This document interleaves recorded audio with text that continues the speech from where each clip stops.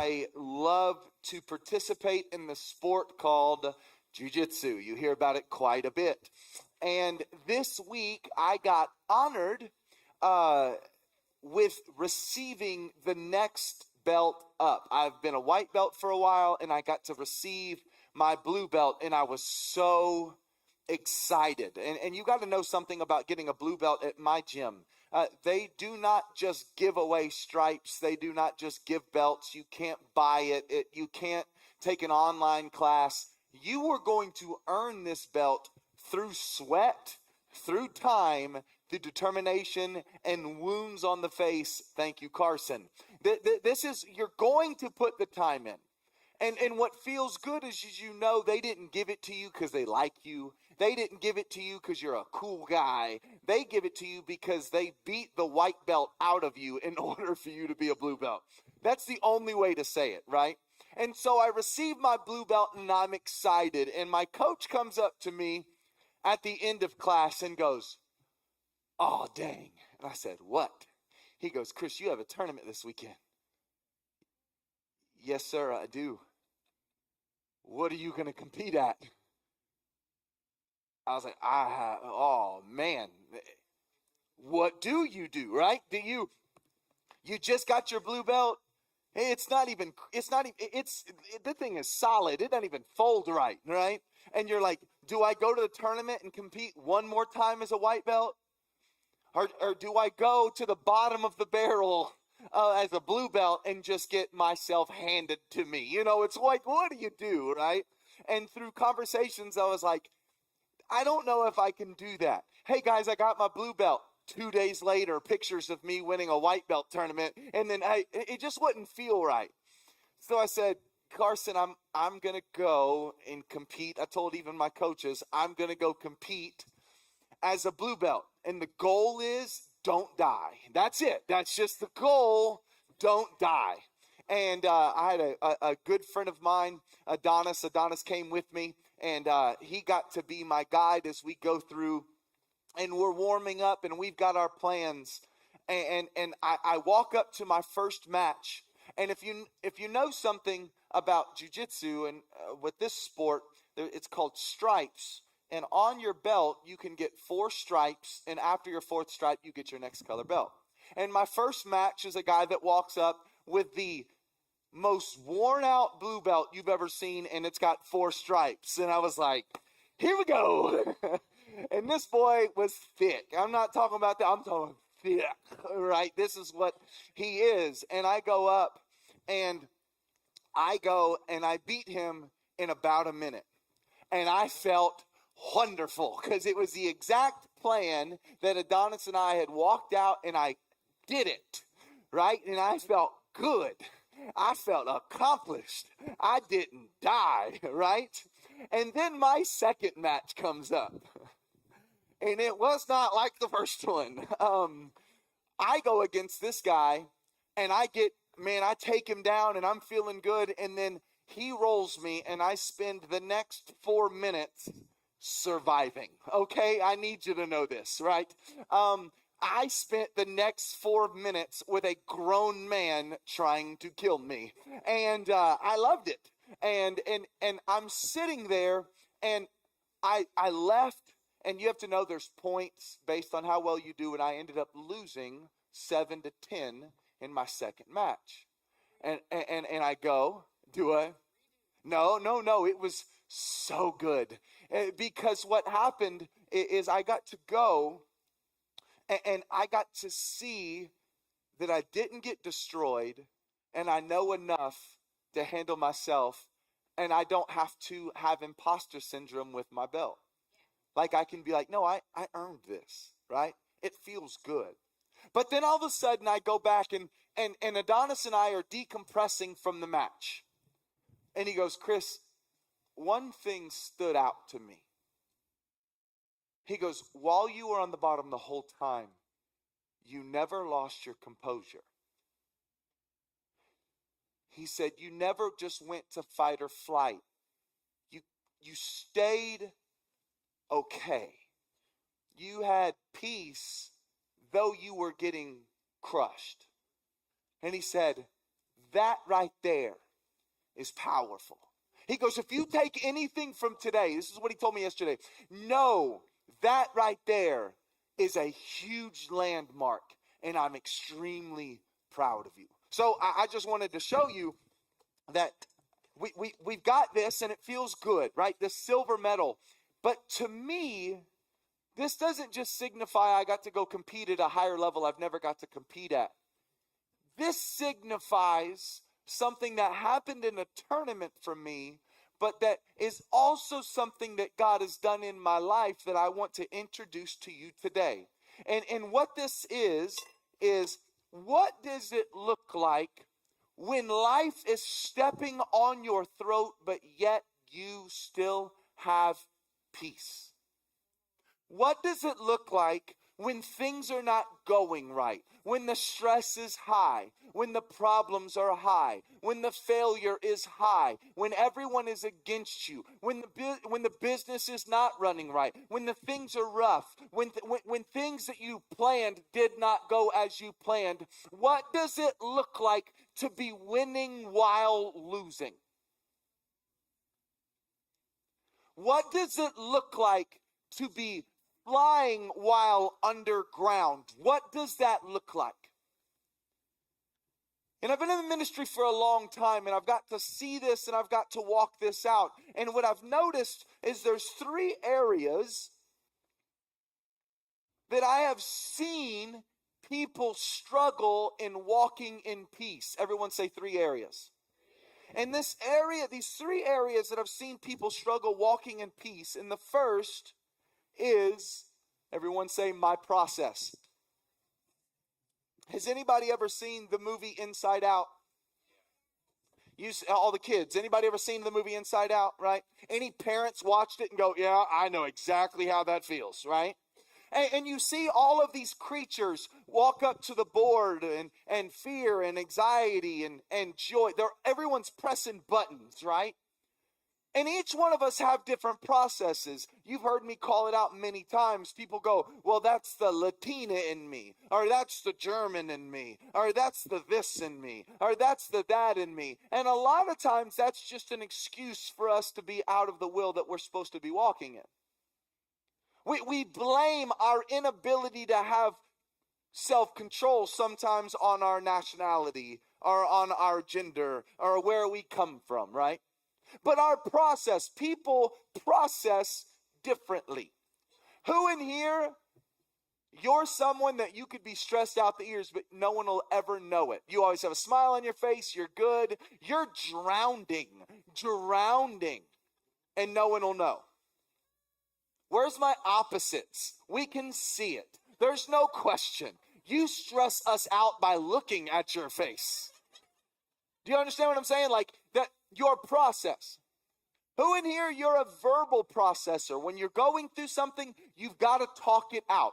You need to, I'm not asking you to fix it right now. I just want to process. Where's my quiet processors? You get quiet, you watch, right? What? Okay.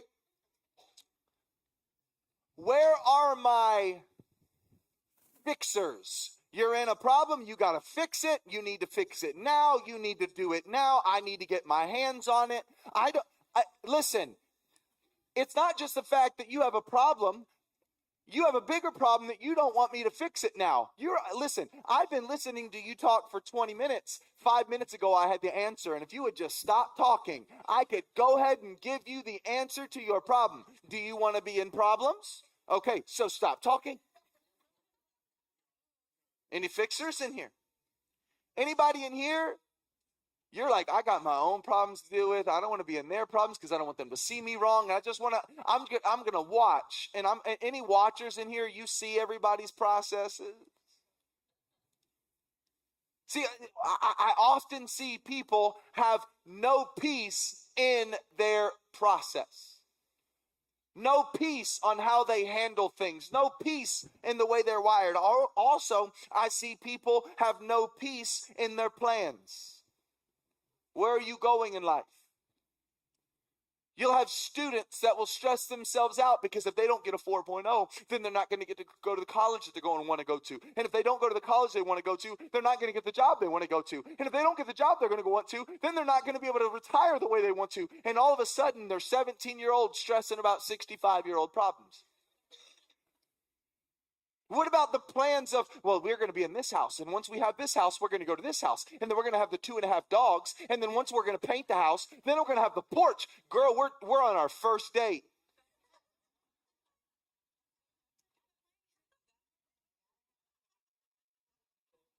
You can always know the planners because they're now defending. You have to have a plan.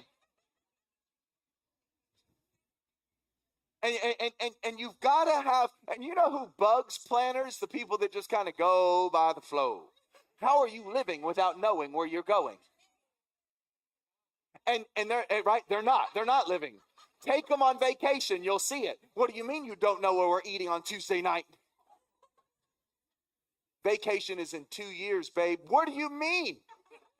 We have to have it on an itinerary, and when you're there planning, you're just like, oh, it's not vacation. And then you need a vacation from your vacation. You planners, stress in the way that you have planned, or what happens when your life didn't go as you planned. You didn't get the job. You didn't get the promotion. You didn't get the relationship. You didn't get the dog. It didn't happen how you want. You failed the test. You messed up. What about that? What about when it didn't end up how you planned? What happens when death comes in the middle of a situation and you weren't planning it? What happens when failure? What happens when heartbreak? What happens in the middle of your plans when they don't happen as planned? Well, what about your pain? There are entire libraries of books dedicated on how you process your pain. Some of you grew up, and let's just show you the difference. Raise your hand right now if you grew up in a home that it was harder than anybody else you were around. Like it was just a struggle. Maybe the bills were hard. Maybe life was hard. It was brokenness in your family. There was addiction in your family. Raise your hand. Okay? There's sometimes pain that comes along with that, right? Okay? Raise your hand if you've ever been hurt by someone you truly trusted and they really hurt you and you carried it for a long time. Okay? Put your hand down. Raise your hand if you've ever hurt someone and it was hard for you to process and forgive yourself and to walk through and what you've done and the pain that you've caused and where you failed and you let down. Put your hands down. These 3 situations are typically your process, your plans, and your pain are typically where people in this building are losing the peace. And you have none. What I want you to do is right now, I want you to think of a person, a situation, or goal right now. And if that person was sitting next to you, if that situation was brought up, it would stress the fire out of you. I want you to think of that exact situation. I want you to think of your biggest enemy. I want you to think of your biggest hurt. I want you to think of your biggest failure. I want you to think of your biggest goal that you have to hit. I want you to think of the way you process. I want you to think right now. I'm asking you to stress yourself out for about 20 seconds. She's like, I'm already there. I'm there the moment you started talking because we had to just go here. That. I want your heart rate to pick up a little bit. I want you to think about that. I want you to think if I said, and we have a special guest, and the door opens and that person walks in. I want you to think if I said, and hey, we have a video today, and I showed the very time you got hurt and we showed it to everyone. What if I said, hey, I got a video today and it's your biggest failure ever in life? I want you to feel this stress. All you planners, hey, we're going to show up here the plan that Hudson has for life, and we're going to show you every way he's messed up that plan. You guys ready? Hey, we have a status bar, a way of what you've got planned for what your life is going to look like, and we're going to show everybody how far away you are from that plan, so we can all silently shame you together. That area that you're thinking of right now is where the Holy Spirit is wanting to encounter and bring peace today. Amen? Because what I want to do is first is we're going to talk about your process. We're going to go to James chapter 3. We're turning a lot of scriptures today, but I want you to just go to James chapter 3 today with me.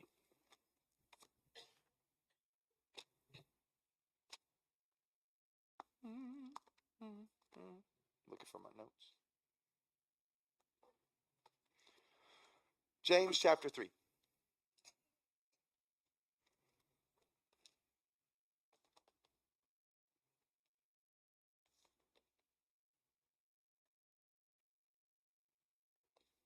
We're talking about your process. Everybody say my process. We're going to James chapter 3. And hey, this is just a reminder, because I need you to hear this. I did a funeral for a family member close to me. And Mama, the wife of him who died, said, you know, he used to go to church, but then in Sunday school one day, the Sunday school teacher asked him a question and he didn't know the answer, and he shamed him in front of the entire class. And he said at that day, he never went back. This is not a place for you to feel shame. If you don't know where it's at, ask, because I promise you someone near you would be excited to tell you, or you might find out they don't know either. It's okay. This is a place to learn. So James chapter 3. What does it look like to have peace in these three areas? And the first is the process and the way you process life. James chapter 3, verse 13. Who is wise and understanding among you? Let him show by good conduct that his works are done in the meekness of wisdom. Did it say the boasting of wisdom? Did it say the boasting of wisdom? So we already understand that the way that you process is not to boast on how well you've processed. The more you gain wisdom of the Lord, the meeker you will be. That you won't be proud of it. You will understand if it's not the Holy Spirit, you don't have it. But if you have bitter envy and self-seeking in your hearts, do not boast and lie against the truth. So all of a sudden now we see in verse 14, if you have bitter envy and self-seeking in your hearts, if you're processing the way that you view everything in life, how you handle problems, how you handle pleasures, how you handle victories and defeats, is the motive bitter envy and self-seeking? Is it, I've got to do this because I didn't have that? Poverty growing up should never motivate you for wealth as you grow up. I need to fix some mindsets for you real fast. I never want to go through this. I never want. Because you know what will happen is if I am motivated by the envy of what I did not have growing up, and I want my kids to have the best, I will drown my kids in things with good intentions. I will drown my children with things in good intentions. Because I didn't have a car, they're going to have two. I only had one pair of shoes, they're going to have 13. And then all of a sudden, you have a child that does not know what it is to be thankful for anything that they have. Because bad things should never be the motive for why you give good things. And how you process things, some of us, when it comes here, we said here, it says not just envy, but self-seeking in your hearts. If your motive, if you have to understand that Jesus says that they will know us by the way that we love each other. That means not how well you do for yourself. That means that one of the biggest markers that they're going to know you're a disciple is how you love other people, not how you preserve yourself. And we live in a world that people say, listen, I need my peace, so I'm going to get mine. Listen, I'm done messing with everybody else. I need to get my own peace, so I'm going to take care of me. And what happens is this, is you drown yourself in self-seeking. when the truth is we were created to be poured out. Do not boast and lie against the truth. This wisdom does not descend from above, but is earthly, sensual, and demonic. For where envy and self-seeking exist, confusion and everything are there. We wonder why the world, look what it says. It says, if this is, would you guys agree that we live in a culture that is envious and self-seeking? It says it didn't come from God. So that also means if you see spiritual authority that are self-seeking and envious, they're not pulling from the fruits of the Spirit. So just because someone calls themselves a pastor, man, we're handing that title out like candy to children. Oh, you can get online. That's all. And I can start my own church. We have too many TED talkers calling themselves pastors.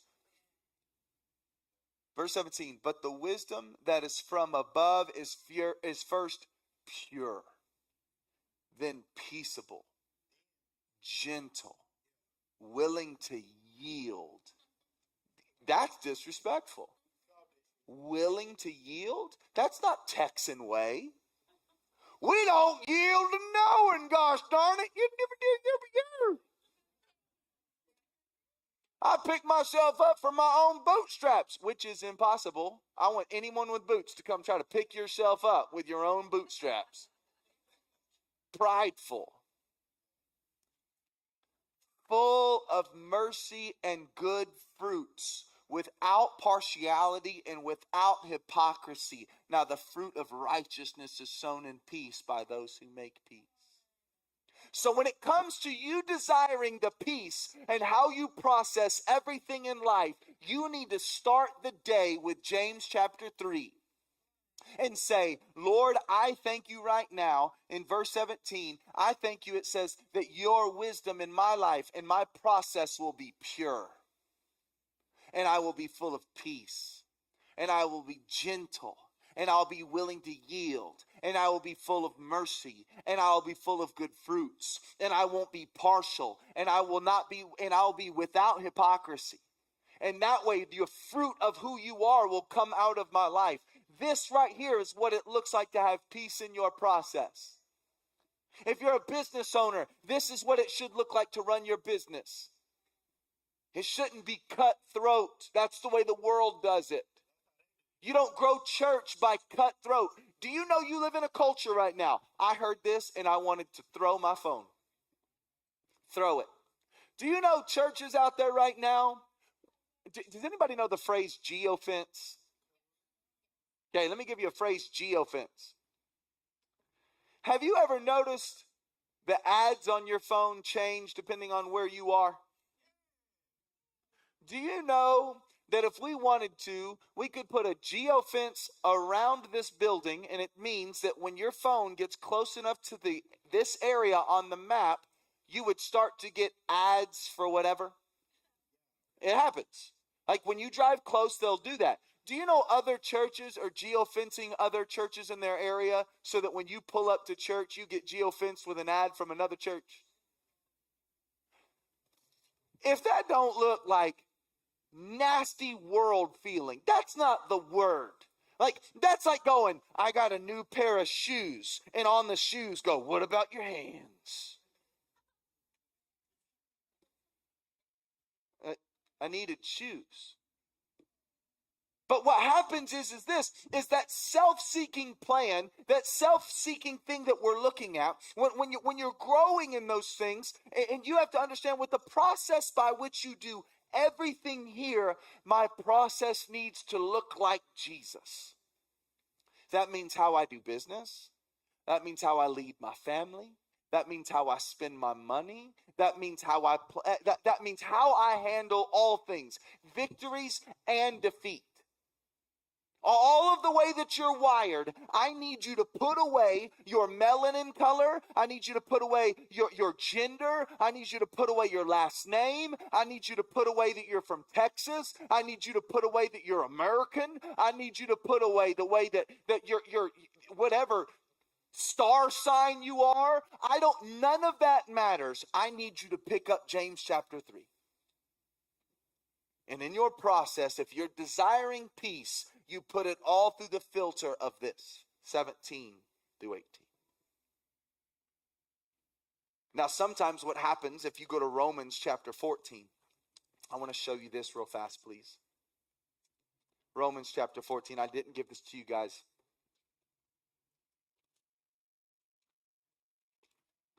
And this is going to be something that happens quite a bit in this house because we have a lot of people from different backgrounds.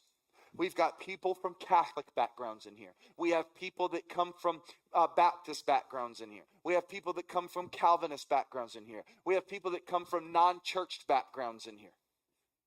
This is what it looks like in here. Raise your hand if you're from a Catholic background. Raise your hand. Put your hand down. Baptist background. Put your hands down. Assembly of God background. Put your hand down. You weren't churched background. Put your hand. If I didn't name yours, put your hand up. Now look at this. That spells disaster.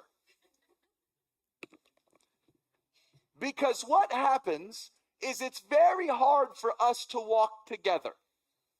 Because there's a way. Some of you, it bugs you we do communion like this because we didn't feed it to you. Some of you are bugged that there wasn't real wine in the glass, either because you were told to drink real wine or you grew up in an alcoholic family and you've missed the thought.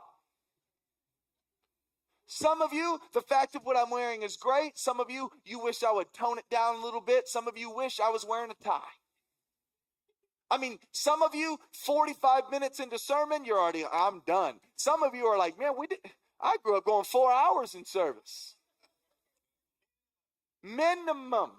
And then just to go have lunch and come back for another 4 hours.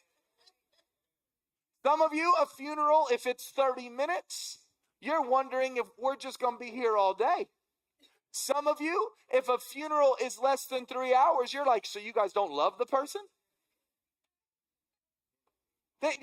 So look at all of these different ways that we are. And this is what Romans chapter 14 is talking about.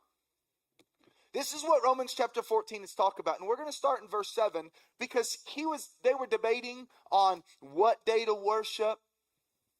They were debating on the type of things that you would eat. There was disputes going on, the way different people handle things. And about even food sacrificed to idols. Should you eat it? Should you not eat it? Is Saturday the day? Is Sunday the day? Stuff we still deal with today. Romans 14, chapter 7. For none of us lives to himself. So if you're looking for a church that's going to click all of the boxes, careful. Be very, very careful. Because sometimes what can happen is that we can isolate ourselves so much that we don't iron sharpen iron and realize sometimes we believe things that we can't back up biblically. I need to be challenged, not just what I do, but why I do it. If I'm 80, I need to be looking, going, God, is there any way that I'm serving you that doesn't look like you? Because you're going to have difference of opinions. Hey, Mike, are there things that we have difference of opinions on? But do we walk together well? I think so too. Hey, Drew, are things we probably have differences of opinions on? Yes, but do we walk together well? We do. This is going to happen. So in Romans chapter 14, verse 7, we see, so no one lives to himself and no one dies to himself. For if we live to the Lord. If we die to the Lord. Therefore, whether we live or die, we are the Lord's. For to this end Christ died and rose and lived again, that he might be the Lord of both the living and the dead. But why do you judge your brother? Or why do you show contempt for your brother? For we shall all stand before the judgment seat of Christ, for it is written, as I live, says the Lord, every knee shall bow to me, and every tongue shall confess to God. Verse 12. So then each of us shall give an account of himself to God. Therefore, let us not judge one another anymore, but rather resolve this, not to put a stumbling block or cause to fall in another brother's way. Let me fix something right there. That's not talking about sin. We're not talking about sin. we're not supposed, it says don't judge each other. No. I'm supposed to judge your fruit if you live in foolishly. I'm supposed to correct you, and you're supposed to correct me if you're living foolishly. This is talking about this is talking about things that don't matter. They matter, but it's not. It doesn't matter if you want to wear a suit here, if you want to stand during worship, but whatever these little things. Let's not cause division in order so that we can have those. No, we need to sit there and go. Listen, you're going to stand before God one way, and I'm going to stand before God one day. And if we can come to agreement with the truth of who Jesus is, we can disagree on the little things. We can disagree on the little things. Do not have no peace. And I can tell you this, it's easy to spot you if you don't have peace with this. Because this is what you look like in service.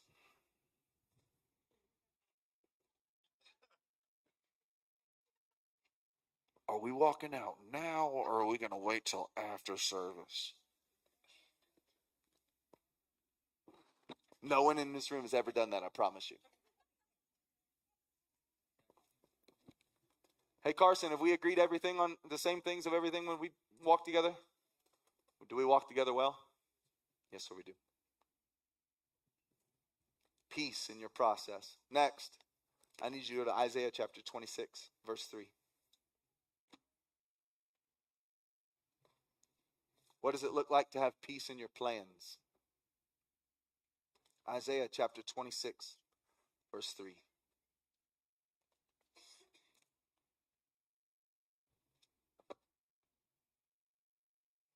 While you're turning there, I need to, because some of you might say, what is this peace? Well, the word for peace in the Bible, anybody know it? Shalom. Everybody say shalom. Shalom. It's completeness, soundness, and well-being. We see that Adam and Eve lived in peace in the garden before sin came in. And we also see, even in Revelation, it talks about the kingdom of God that is ruled by peace.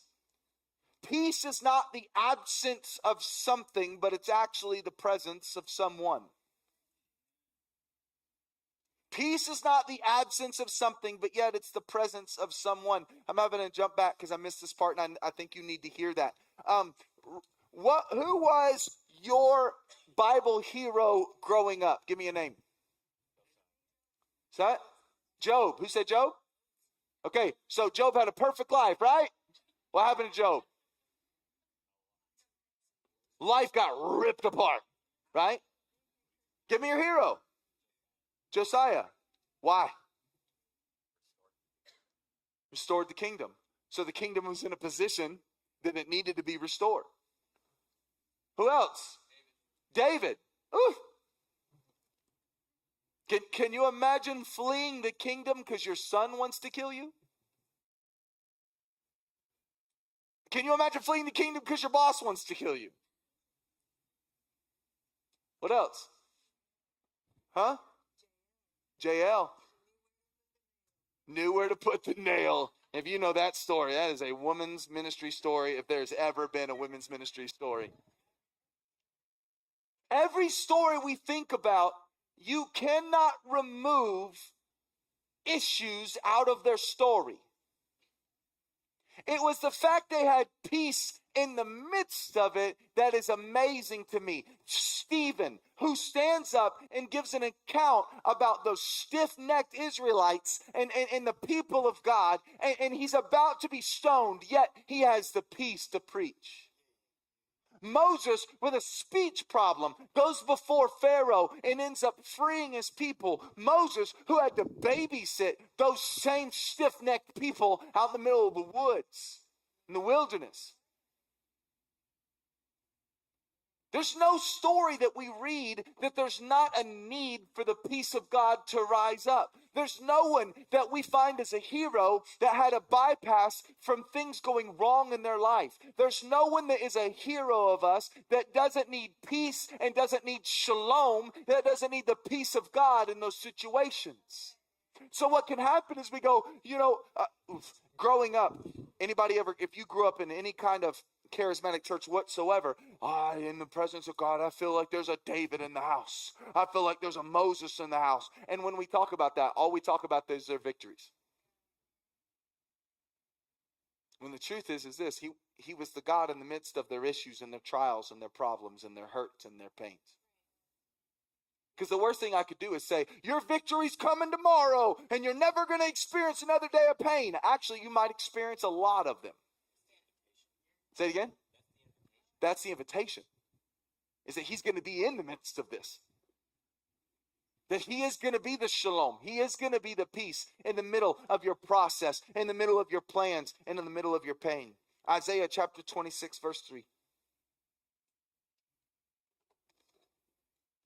Because we understand as we're even going. 1 Corinthians chapter 14 says that God is not a God of confusion, but a God of peace. Ephesians chapter 2, it says that he is our peace. And 2 Thessalonians says that he is the Lord of peace.